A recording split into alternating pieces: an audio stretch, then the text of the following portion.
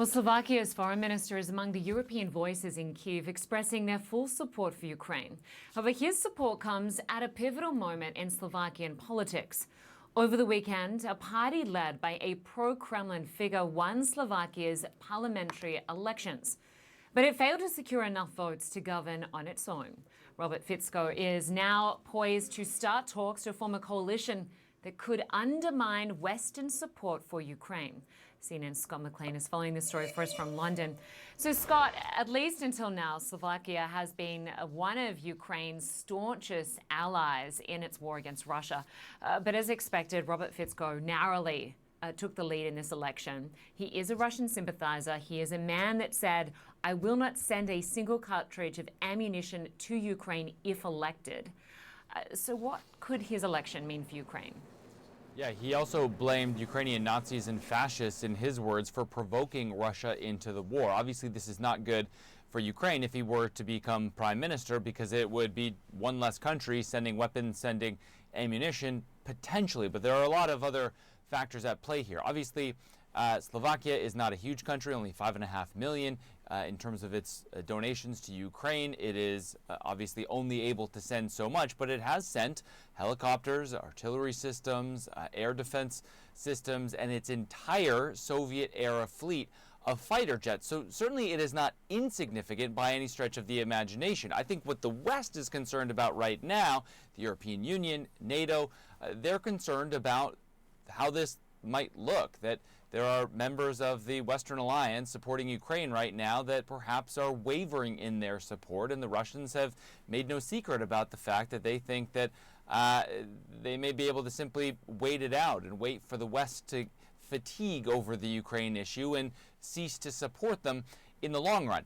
And certainly while you have the foreign ministers there in Kyiv trying to have this show of solidarity, there are definitely differences, especially on the Slovakia issue. The Ukrainian foreign minister sort of deferred comment on this, waiting for the dust to settle on the negotiations, while the Hungarian foreign minister said that, look, the election in Slovakia is an opportunity since Robert Fico seems to see eye to eye with the Hungarian viewpoint on a lot of things, including on the war. At the same time, you also had the Slovak foreign minister from the outgoing technocratic administration there in Kyiv, saying that they are there to support Ukraine's territorial integrity and their own sovereignty. But of course, that may not be for long, depending on what happens with these coalition negotiations, Lynda.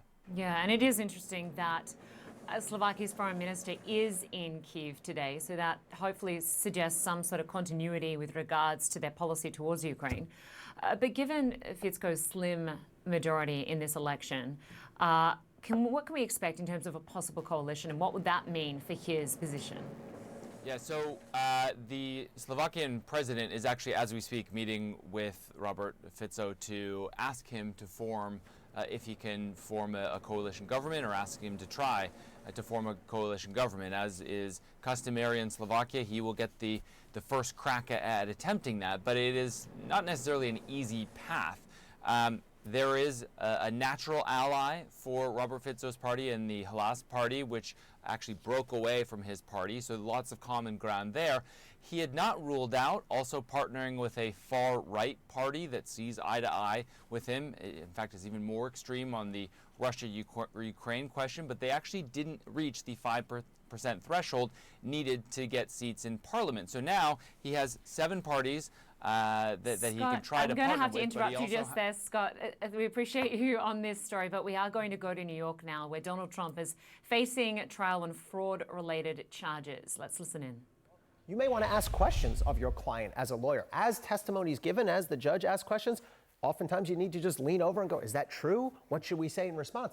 The other thing is, you want your client there generally, as a lawyer, as a show of respect for the proceedings, as a show of respect for the trier of fact, for the judge. There's not going to be a jury in this case, but ordinarily you would want the jury or the judge to see the person there, to say they care, they're invested in this. Now, there's certainly going to be political calculations here, but those are the strategic legal reasons you would want your client to be present. But then compare that to, he's had opportunities to show up in the past to show that respect for the process, if you will. He did not show up to the civil trial that was against the civil lawsuit having to do with E. Jean Carroll. He did not also show up when Alan Weisselberg was facing his trial over fraud. Yeah. What is different than here? So it's a great question. So first of all, important that people understand, this is a civil case. You do have the option as a defendant in a civil case to show up or not show up.